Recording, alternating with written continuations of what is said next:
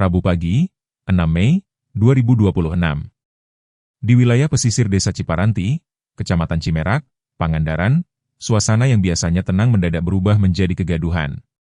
Sekitar pukul setengah 7 pagi, saat warga baru memulai aktivitasnya, sebuah dentuman keras memecah kesunyian.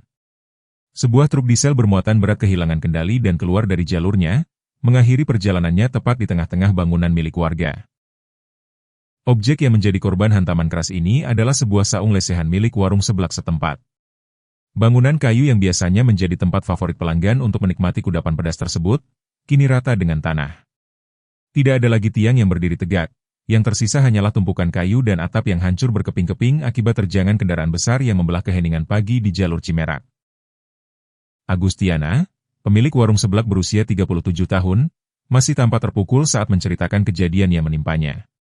Saat itu, ia sedang berada di dalam kamar dan tidak menyangka akan ada tamu tak diundang yang menghantam bagian depan rumahnya. Suara benturan yang menyerupai ledakan membuatnya bergegas keluar untuk memeriksa keadaan.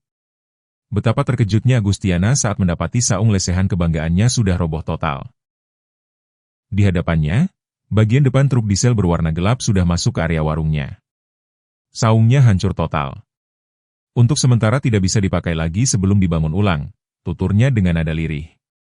Kerugian yang dialami Agustiana diperkirakan mencapai 7 juta rupiah, sebuah angka yang cukup besar bagi pengusaha mikro yang bergantung pada omset harian pelanggan setianya. Truk diesel bernomor polisi Z9092NB ini bukanlah kendaraan kosong. Truk tersebut diketahui mengangkut muatan batok kelapa sebanyak 9 ton. Perjalanan panjang ini dimulai dari Karangnunggal, Kabupaten Tasikmalaya, dengan tujuan akhir di Yogyakarta. Beratnya beban muatan ditambah dengan kecepatan kendaraan diduga membuat dampak benturan menjadi sangat destruktif terhadap bangunan yang ditabraknya. Pihak kepolisian dari Polsek Cimerak yang dipimpin oleh HKAP Sofa Maulana segera bergerak cepat ke lokasi setelah menerima laporan dari Kepala Desa Ciparanti.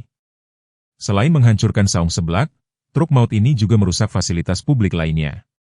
Tiang penerangan jalan umum atau PJU roboh, dan kabel jaringan internet di sekitar lokasi turut terputus, mengganggu aktivitas komunikasi warga di wilayah tersebut.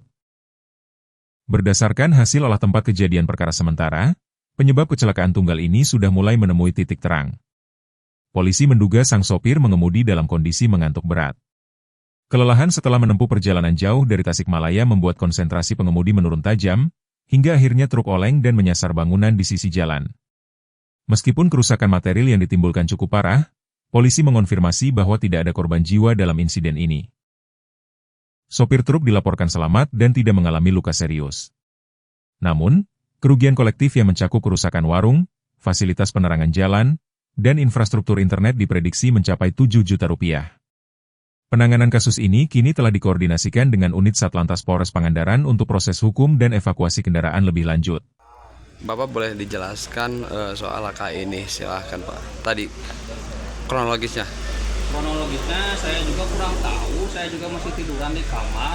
Tiba-tiba ada suara yang kenceng banget, lolot tiba-tiba kok ini saung rubuh sama kelihatan ada kepala mobil. Ada kepala mobil gitu. Iya. Ini warung apa sih Pak? Ini warung seblak Pak. Siap.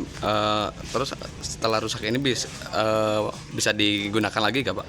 Yang kemungkinan nggak bisa, harus diganti baru lagi.